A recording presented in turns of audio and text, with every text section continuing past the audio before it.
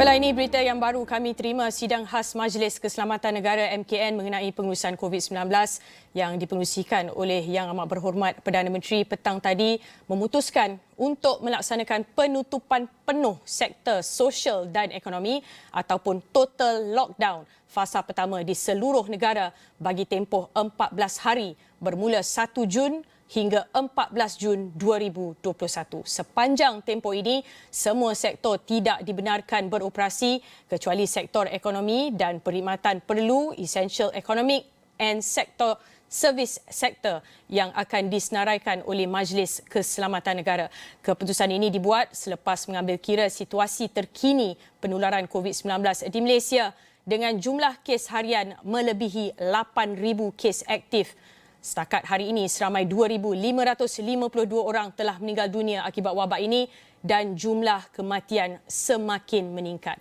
Kewujudan varian-varian baru yang lebih ganas dengan kadar kebolehjangkitan yang tinggi dan pantas juga mempengaruhi keputusan hari ini. Dengan peningkatan kes harian yang menunjukkan tren kenaikan secara lebih mendadak sejak mutakhir ini, kapasiti hospital di seluruh negara untuk merawat pesakit COVID-19 juga semakin terhad. Sekiranya lockdown fasa pertama ini berjaya mengurangkan kes-kes harian COVID-19, kerajaan akan melaksanakan lockdown fasa kedua iaitu dengan membenarkan pembukaan semula beberapa sektor ekonomi yang tidak melibatkan perhimpunan yang besar serta boleh mematuhi penjarakan fizikal.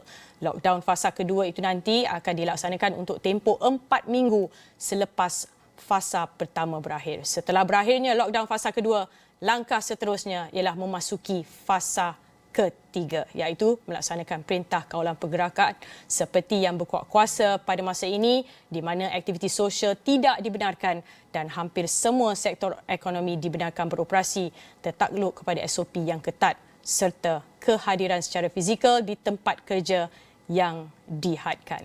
Walau bagaimanapun, keputusan untuk beralih dari fasa-fasa ke fasa yang lain akan tertakluk kepada penilaian risiko oleh Kementerian Kesihatan Malaysia. Penilaian akan dibuat berdasarkan perkembangan kes-kes harian semasa dan kapasiti hospital di seluruh negara untuk merawat pesakit COVID-19. Sekali lagi, kenyataan media pejabat Perdana Menteri, Sidang Khas Majlis Keselamatan Negara mengenai pengurusan COVID-19 memutuskan untuk melaksanakan penutupan penuh sektor sosial dan ekonomi ataupun total lockdown fasa pertama di seluruh negara bagi tempoh 14 hari bermula 1 Jun hingga 14 Jun 2021. Laporannya kami akan bawakan dalam buletin selepas ini dan astroawani.com.